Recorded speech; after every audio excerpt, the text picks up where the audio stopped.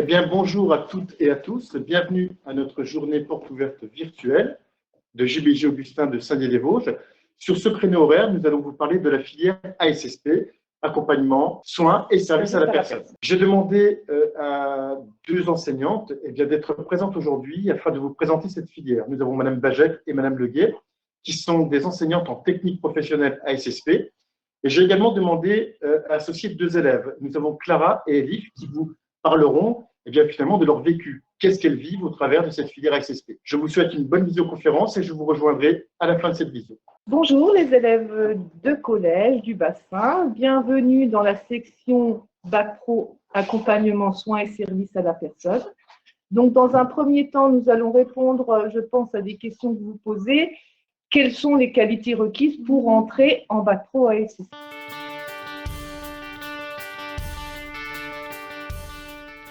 Donc, avant tout, vous allez voir derrière nous des élèves qui vont pratiquer des soins de confort à la personne en réalisant une réfection de lit. Et on les fera venir après pour vous expliquer un peu plus leur formation. Donc, quelles sont les qualités requises pour entrer en Bac Pro ASSP? Dans un premier temps, il faut savoir que c'est des métiers qui se destinent à la relation à la personne.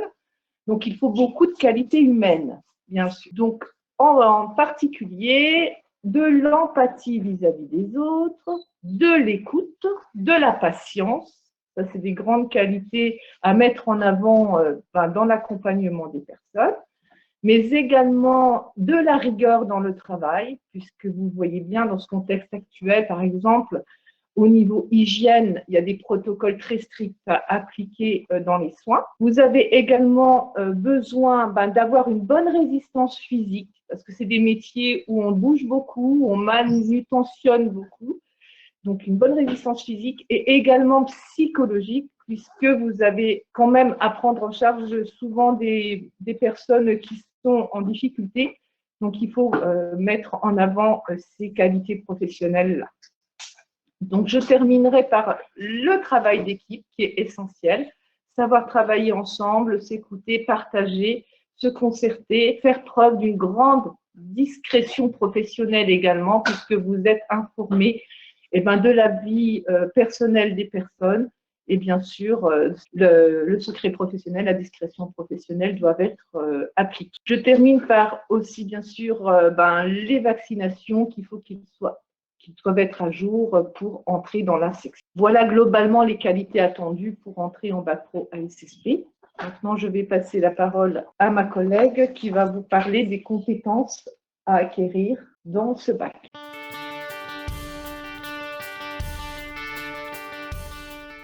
Donc, bonjour à tous, Sylviane Leguet, donc je suis enseignante comme ma collègue en ASSP. Et dans cette section, vous y viendrez pour développer différentes compétences qui seront communes, que vous choisissiez l'option A, qui est l'option domicile, ou que vous choisissiez l'option B, qui est l'option structure. Donc, vous arriverez en seconde indifférenciée, vous choisirez cette option uniquement à la fin de votre seconde. Pendant les 3 années de formation, vous allez développer des compétences dans 3 grands axes, notamment dans la communication. Vous apprendrez à avoir une communication adaptée en fonction des personnes que vous allez prendre en charge, puisque vous allez prendre en charge différents types de personnes, et vous allez aussi apprendre à avoir une communication professionnelle qui sera, elle aussi, adaptée au travail en équipe pour avoir un travail qui soit de meilleure qualité possible. Ensuite, deuxième bloc de compétences, vous allez apprendre à travailler de façon organisée, notamment en gérant votre matériel, les stocks, etc. Et puis, tout ceci va vous permettre de faire un travail de qualité. Et troisième bloc de compétences autour de la réalisation de techniques professionnelles, donc notamment autour de la personne. Vous allez développer des compétences dans les soins d'hygiène et de confort, dans la sécurisation, etc., pour avoir également une surveillance adaptée de la personne. Vous allez aussi développer des compétences dans les domaines de l'animation et dans le domaine des projets. Tout ça pour maintenir au maximum l'autonomie de la personne ou permettre son développement. Et puis, vous allez également développer des compétences dans les services à l'usager, c'est-à-dire tout ce qui va être le nettoyage et l'entretien des locaux, et puis également la préparation des collations ou la préparation de repas si vous êtes en son domicile, et puis également aider la personne à prendre son repas, lui distribuer son repas, etc. Donc, voici l'ensemble des grandes compétences que vous développerez en Bac Pro SSP pour, au final, exercer un métier dans différentes structures en fonction de l'orientation que vous choisirez. Donc, Madame Bajek, elle va nous présenter maintenant les différentes structures dans lesquelles vous pouvez être susceptible de travailler après votre Bac Pro SSP.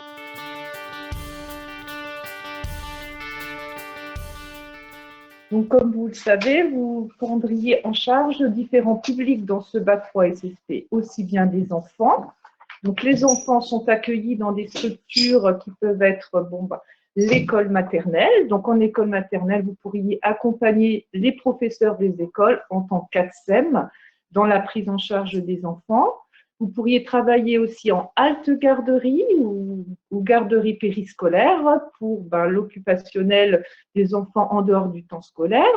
Vous pourriez également travailler dans les crèches auprès des enfants de moins de 3 ans pour les parents qui travaillent, par exemple, et qui ont besoin de prendre en soin leurs enfants. Pour les personnes en situation de handicap, que vous pouvez également accompagner, vous travailleriez au sein des maisons d'accueil spécialisées pour des adultes en situation de handicap assez lourd, mais vous pourriez aussi travailler auprès des enfants en situation de handicap dans les instituts médico-éducatifs, par exemple, mais également en foyer de vie pour tout ce qui est maladie mentale.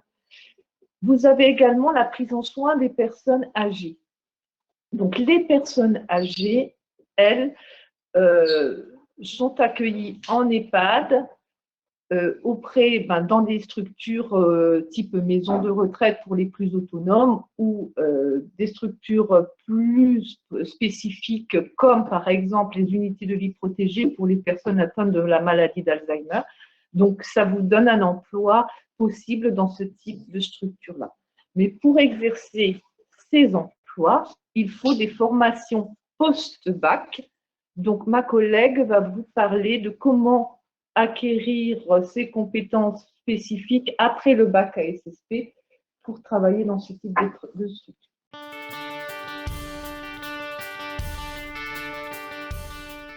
Donc, comme l'a dit Madame Bajek, soit vous pouvez avoir accès à quelques emplois sans poursuite d'études. Les emplois auxquels vous pouvez avoir accès sans études sont par exemple ce qu'on appelle gouvernante ou maîtresse de maison, où vous êtes responsable d'une petite structure au niveau du service à l'usager, donc tout ce qui va être lingerie, repas, etc. Soit vous pouvez également travailler dans des structures type hôpitaux ou maisons de retraite en tant qu'ASH, c'est-à-dire agent de service hospitalier. Vous aurez notamment des tâches de gestion de l'entretien des locaux et de distribution des repas, ou vous pouvez également devenir accompagnant de personnes en situation de handicap. Donc, la plupart de ces métiers sont accessibles sans formation post-bac. Nous conseillons généralement de faire des études post-bac pour accéder à des niveaux de qualification plus élevés. Et vous avez des études qui peuvent être très courtes et des études un petit peu plus longues. Donc, en un an, par exemple, vous pouvez faire l'école d'aide-soignant ou l'école d'auxiliaire de puériculture. Et au terme de cette école, vous aurez un diplôme qui vous permet de travailler immédiatement. Et d'ailleurs, avec le Bac Pro SSP, vous pouvez même être dispensé d'une partie de l'école et au lieu de faire un an, ne faire que 6 mois. Il y a des études un petit peu plus théoriques, où il y a moins de stages, etc., et qui permet d'accéder par contre à un niveau Bac plus 2, ce sont les BTS, les brevets de technicien supérieur. Donc, il y en a 2 qui sont particulièrement adaptés après un Bac Pro SSP et qui se font donc en lycée pour avoir donc ce fameux Bac plus 2. Vous pouvez également faire un brevet universitaire, enfin bachelor, pardon, qui remplace les DUT, en université en 2 ans également. En 3 ans, vous pouvez avoir accès à d'autres métiers, donc toujours des diplômes d'État et des formations donc, qui vont vous permettre d'avoir un Bac plus 3 et un métier en lien avec la santé ou le social, comme par exemple infirmière, éducateur spécialisé, éducateur de jeunes enfants. Donc, ces études de Bac plus 3 et ces métiers restent accessibles, mais uniquement aux meilleurs élèves de Bac Pro SSP puisque le niveau d'exigence de ces formations est quand même assez élevé. Il y a aussi d'autres formations qui peuvent être suivies par les élèves, qui ne sont pas les plus fréquentes, comme par exemple ambulancier, assistante dentaire, je ne sais plus ce qu'il y avait d'autre. Préparateur en pharmacie. Voilà. Donc, ces types de métiers sont possibles également. Donc, après un bac pro SSP, ils sont tout à fait accessibles à nos élèves.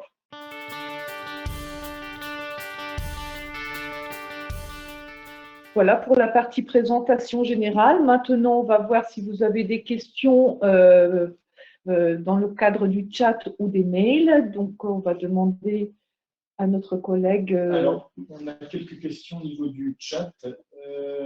Quand vous dites communication, relation, on nous demande avec qui on a cette communication, cette relation. D'accord, on va passer la parole aux élèves un petit peu qui vont expliquer ce qu'elles savent. Donc, avec qui vous pourriez être en relation dans le cadre de vos stages, par exemple, ou de vos futurs métiers.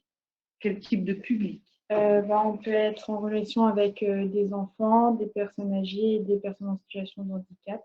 On nous pose également la question, bonjour, on fait quoi dans le métier agence de services hospitaliers? En tant qu'ASH, on s'occupe de ce qui est la prise des petits déjeuners, des nettoyages et bio-nettoyages des chambres, ménage des locaux. C'est plus tout ce qui est entretien et distribution des repas.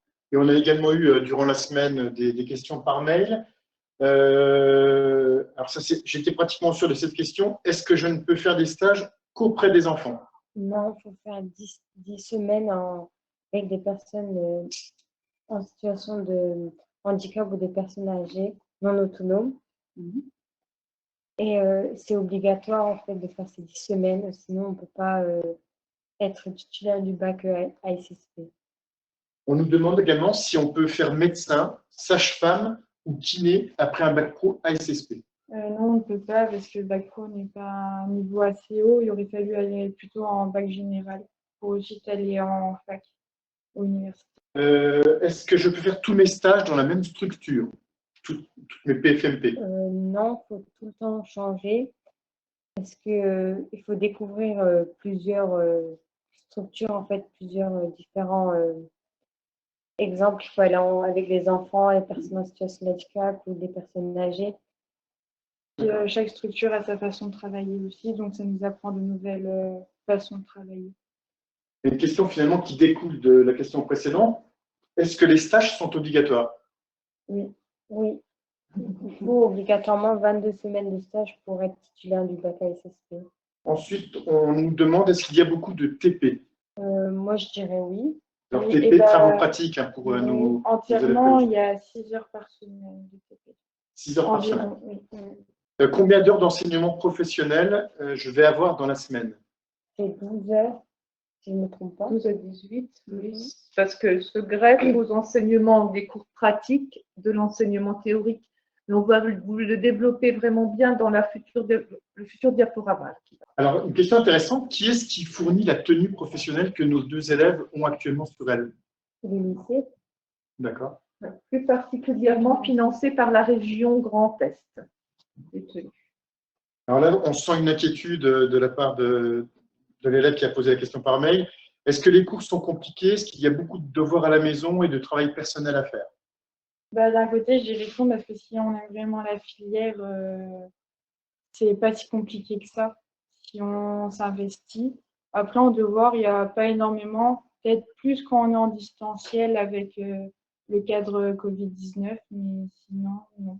Mais il faut beaucoup de travail personnel, il faut de l'organisation par rapport aux devoirs. En fait, il n'y a pas beaucoup de devoirs, mais il faut toujours revoir ses cours, réviser, parce que sinon on ne retient pas tout. Et enfin, c'est une question d'un collègue principal de collège qui m'avait envoyé cette question-là. Est-ce que les options à domicile et en structure donnent une orientation différente après? Alors, ça, on va peut-être répondre à cette question parce que les élèves, actuellement, elles sont en option structure, elles n'ont pas du tout découvert l'option domicile. À l'époque, on ne proposait pas encore l'option seconde à différencier parce que c'est nouveau, c'est depuis cette année seulement. Donc, les élèves n'ont pas les informations pour répondre à cette question. Donc, non, les orientations ne sont pas différentes. Que l'option choisie soit structure ou soit domicile, les élèves ont les mêmes débouchés post-bac que ceux qu'on a vus auparavant. Donc, ils ont accès aux mêmes écoles et aux mêmes métiers. L'un n'empêche pas l'autre, c'est uniquement les modalités de formation qui seront un petit peu différentes. Écoutez, pour l'instant, si, on a oui. On a encore une autre question qui est la suivante. C'est quoi un agent de stérilisation? Alors, c'est vraiment assez pointu comme formation. Il est vrai qu'il y a très peu de débouchés. C'est un secteur vraiment niche. Mais on peut donc travailler justement en milieu hospitalier ou dans les laboratoires pour faire un bio-nettoyage, une stérilisation des instruments, du matériel. Et on est vraiment là tout le temps dans un local spécifique, dans une hygiène rigoureuse pour stériliser tout ce qui est instrument. Donc, on va continuer la présentation de notre filière. Donc, les élèves peuvent rester avec nous pour commenter, illustrer et parler de leur vécu de formation. Donc, on passe à un deuxième diaporama qui présentera de façon un peu plus illustrée par des photographies ce qu'on fait au quotidien dans la filière accompagnement, soins, services à la personne. On a Léonie qui nous demande si on est en seconde générale, donc actuellement elle est en seconde générale, comment cela se passe-t-il? Est-ce qu'elle doit redoubler pour nous rejoindre en ASSP l'année prochaine? Alors, j'ai j'ai déjà eu une amie qui a fait ça. Donc non, parce que ça s'appelle une passerelle. Donc la seconde, elle ne compte pas pour toi, donc tu reprends de la première. En fait. Et donc, à ce moment-là, il y aura effectivement un choix, là, pour le coup, entre l'option A et l'option B. Mais j'invite Léonie, effectivement, à se rapprocher de son professeur principal pour mettre en place cette classe passerelle. Et qu'elle n'hésite pas à nous demander, à ce moment-là, à demander à son professeur principal de faire une immersion chez nous, au moins de quelques jours, pour se rendre compte si c'est bien ce qu'elle souhaite faire l'an prochain. Et on a une deuxième question qui, là, est aussi très intéressante. Si on a des problèmes de santé, qu'on fait des malaises, souvent, par exemple, assez intensifs, est-ce que c'est mieux d'être en structure ou à domicile?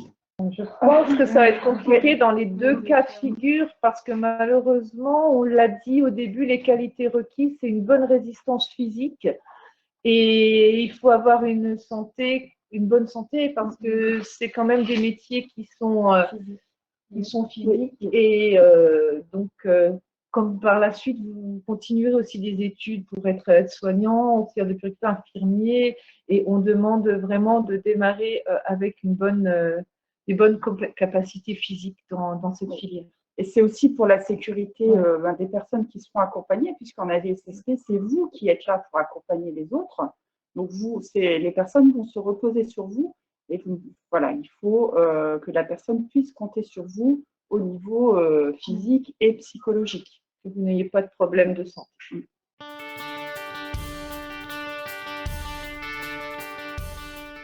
Donc, qu'est-ce que devenir un professionnel de l'accompagnement, du soin, du service à la personne? Clara, pourquoi tu as choisi le bac pro SSP? Pourquoi tu es venue ici en bac pro? Moi, je suis venue en bac pro SSP parce que je souhaite par la suite devenir infirmière. Et j'aime beaucoup tout ce qui est en contact avec les personnes. Oui. Et pour Philippe? Moi, vraiment, j'ai pas un métier. Je sais pas ce que je veux faire plus tard. Parce que j'aime bien aider les personnes. Et parce que on va travailler avec des personnes différentes, en fait. Et pas comme des autres métiers, en fait. Dans les autres métiers, c'est pas pareil. Là, il y a du relationnel. Ça demande des autres notions, en fait. Et puis, tu nous avais aussi parlé tout à l'heure de côté pratique aussi.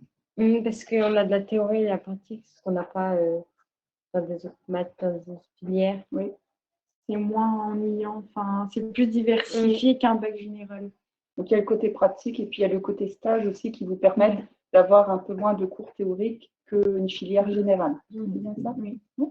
Puis tous les savoirs associés professionnels sont appliqués dans les techniques professionnelles qui mettent en place aussi bien dans les techniques de soins, comme vous venez de voir tout à l'heure au niveau d'une réflexion de lit, au niveau de l'hygiène, des micro-organismes, on en parlera un petit peu tout à l'heure pour lutter contre des contaminations ou autres. Donc, on allie les savoirs associés aux techniques professionnelles. Voilà, donc on va passer à la diapo 2 directement. Donc, le bac ASSP, c'est quoi? Comme vous le voyez, c'est des enseignements généraux. les mêmes enseignements, les mêmes matières qu'au collège globalement. Est-ce que vous voulez mettre un exemple là-dessus? Vous voyez une différence dans les enseignements généraux entre le collège et le lycée professionnel? Vous pouvez peut-être en parler pour le général? Je ne sais pas comment dire, mais au lycée, les professeurs n'ont pas la même façon de nous apprendre les cours généraux. On n'a pas énormément de devoirs à faire à la maison, plein d'exercices. C'est beaucoup de la leçon et puis c'est plus court. C'est pas des grandes phrases qu'on ne comprend pas. C'est mieux expliqué plus simplement. Et moi, je trouve que l'enseignement généraux que j'avais eu en troisième était plus compliqué en fait que là que j'ai parce que ça demandait plus de travail, comme Clara elle dit.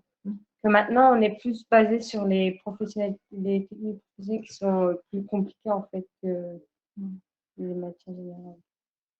Au maximum, les enseignants essayent d'appliquer leurs cours d'enseignement général au domaine professionnel de formation pour concrétiser aussi les apprentissages dans le domaine des enseignements généraux.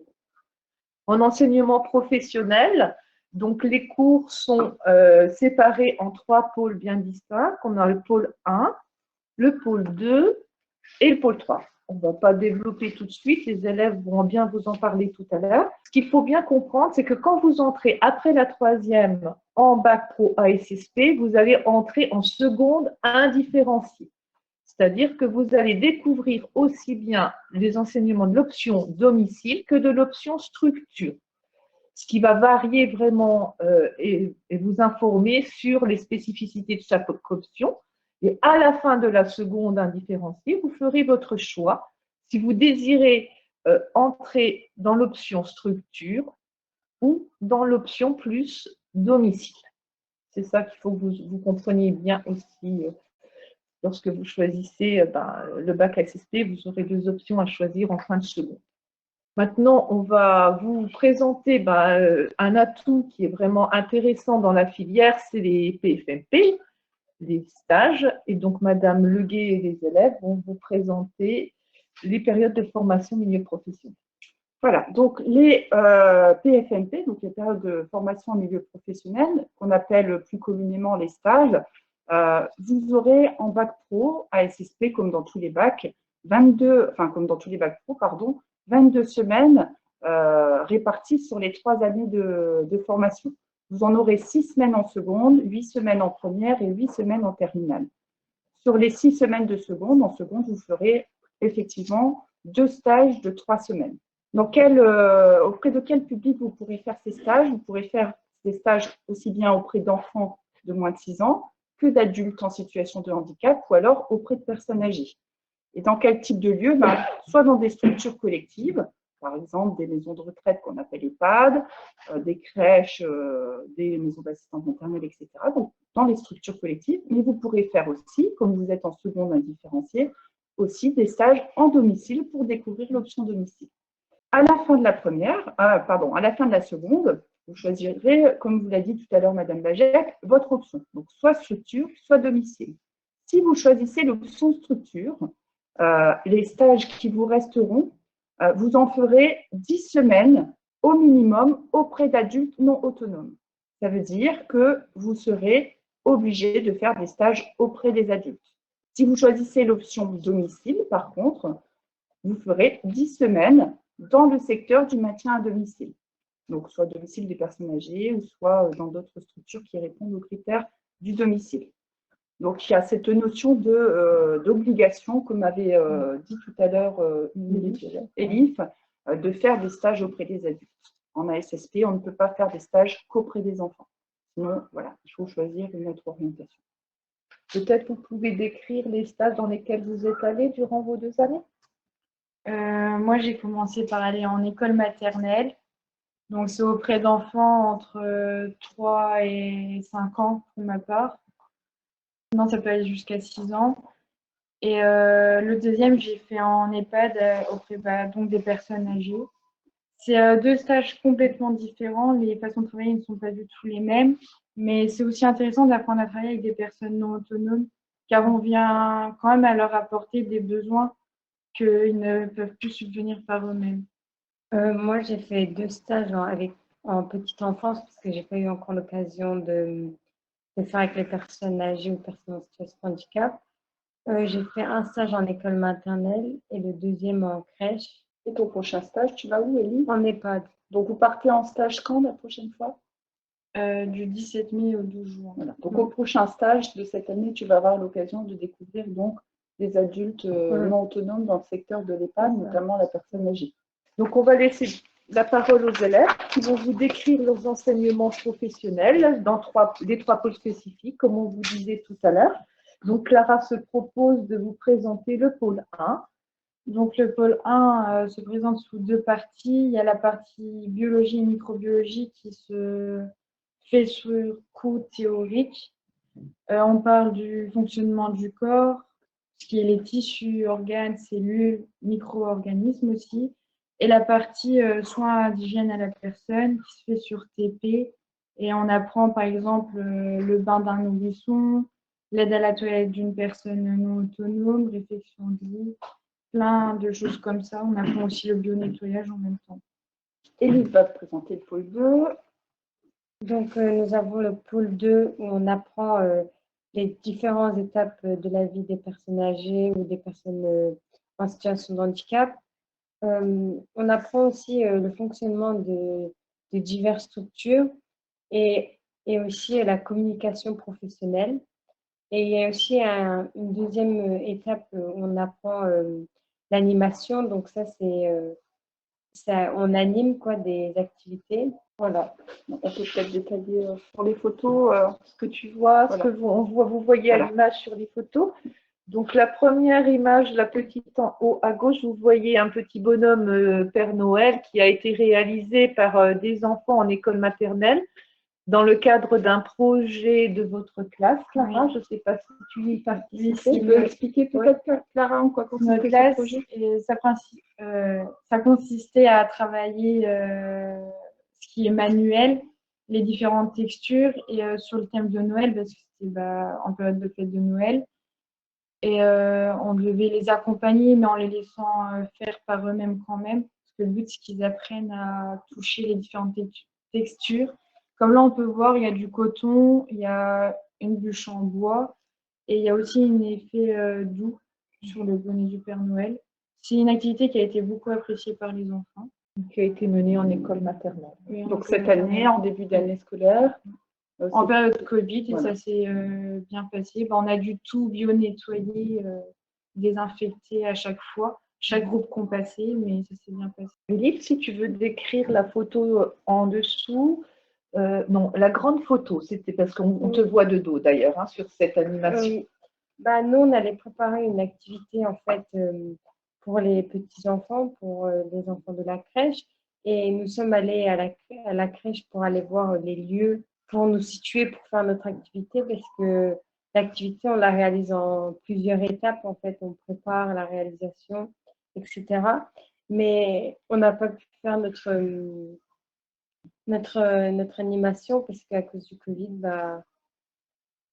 On n'a pas eu le droit d'entrer dans les locaux en période de Covid plus que ça. Donc, l'image que vous voyez là, c'était une première approche qui a été réalisée. Mais après, aller directement avec les assistants maternels et les petits, ça a été un peu compliqué et risqué. Donc, on a préféré, par prévention, ne pas mener l'action en cette période.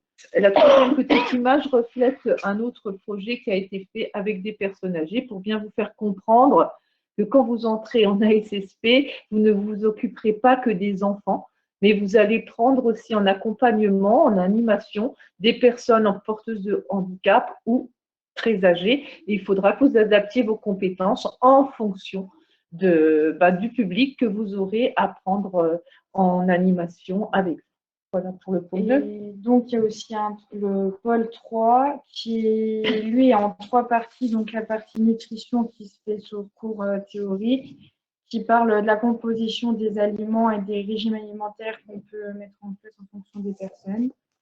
Il y a aussi les préparations de collations qui se font dans des cuisines en collectivité ou familiale. Ça dépend de l'option en structure ou domicile. il y a l'entretien des locaux où on fait le bio-nettoyage et le nettoyage des lieux. Voilà globalement les enseignements professionnels divisés en 3 pôles, en espérant qu'on vous a éclairé sur ce qui pouvait être donc enseigné dans ces matières professionnelles spécifiques du bac ASSP.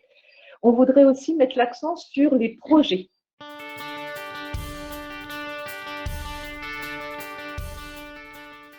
Donc, c'est vraiment une partie prenante de votre formation, donc réussir à travailler en projet d'équipe, donc aussi bien des projets que vous mèneriez dans l'option structure que dans l'option domicile. Donc, pour l'option, par exemple, structure ou domicile, il y a un projet commun qui est le projet d'accompagnement donc de la personne. Donc là, vous le menez en terminale. Et c'est un projet qui est évalué pour le baccalauréat. Vous allez travailler en équipe pour essayer d'accompagner au mieux une personne adulte non autonome.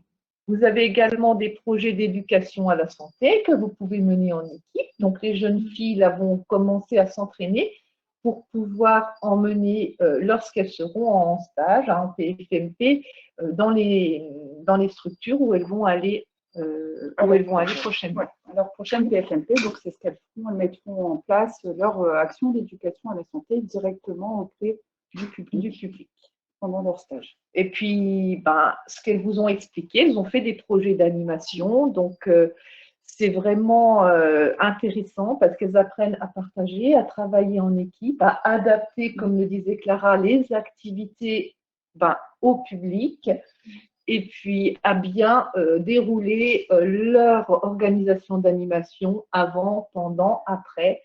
Il faut savoir aussi s'évaluer, s'auto-évaluer pour arriver à être vraiment le plus compétent possible dans le domaine professionnel.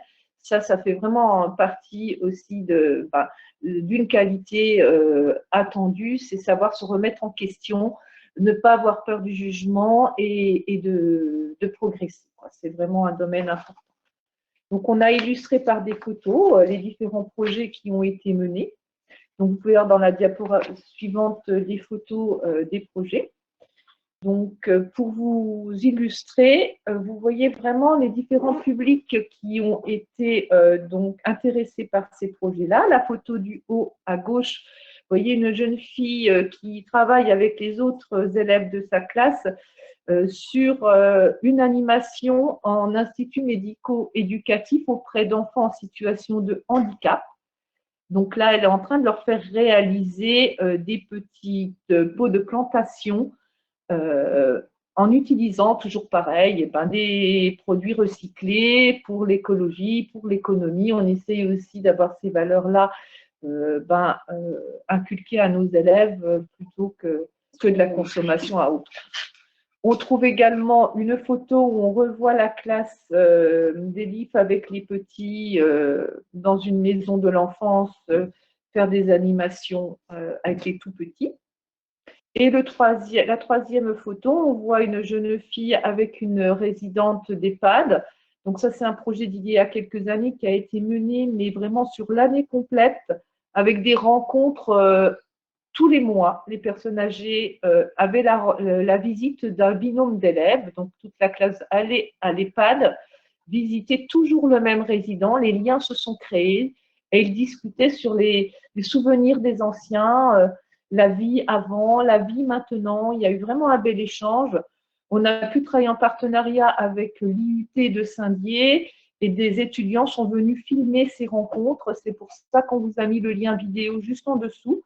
Si vous avez la curiosité, vous pourrez aller voir cette petite vidéo qui ne dure pas longtemps, à 15 minutes, mais qui reflète bien la démarche de projet d'animation qui est mise en place dans notre lycée pour faire acquérir et valoriser les compétences de nos élèves au niveau du bassin. Donc, on a beaucoup de partenariats avec les structures du bassin qui nous accueillent pour mettre et concrétiser au maximum au niveau professionnel les projets. Voilà, ça plaît bien aux élèves en général de rencontrer les professionnels aussi. Ça sort du cadre de l'éducation nationale. Les cours, tout ça, ça change. Puis on fait beaucoup plus de relationnel, du coup ça nous apprend beaucoup plus sur les personnes et différents types d'usagers. Et ils nous aident aussi, ils nous expliquent ce qu'ils font. Ils nous font découvrir le métier qu'on va faire plus tard. Ces stages et ces projets permettent vraiment de se rapprocher au plus possible du terrain, du milieu professionnel et d'être confronté aux réalités professionnelles, actualiser les connaissances, les compétences.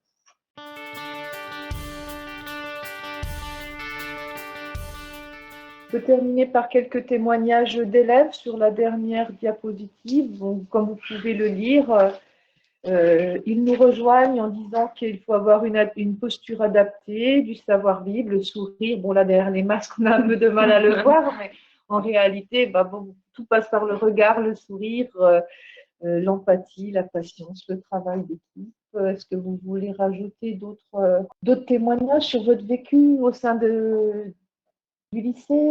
Peut-être des questions. Pour moi, pour être en ASP, il faut être beaucoup de la patience, l'empathie, comme vous avez dit, en fait, qui est très important. Il faut être à l'écoute. C'est pas comme une filière comme les autres, comme on est en relation avec c'est humain et relationnel. Exactement. Faut pas venir parce qu'on n'a pas le choix, il faut venir parce qu'on a envie de travailler dans le relationnel, parce que sinon, ça ne peut pas aller côté des personnes avec qui on travaille et même pour nous-mêmes. Voilà, on va finir sur ces paroles d'élèves et puis on vous souhaite d'avoir un choix d'orientation qui soit le plus adapté pour vous et qu'on ait pu répondre à vos questionnements sur la filière et peut-être à l'année prochaine. Oui, avec grand plaisir. Alors, on espère véritablement que cette visioconférence consacrée à la filière SSP a répondu à vos questions. N'hésitez pas également à vous rapprocher de vos professeurs principaux actuellement au collège pour nous reléguer des questions par mail. On se fera bien évidemment un plaisir de vous y répondre. Je vous souhaite une belle journée et j'espère que ça vous a plu. À très bientôt. Au revoir. Au revoir. Au revoir.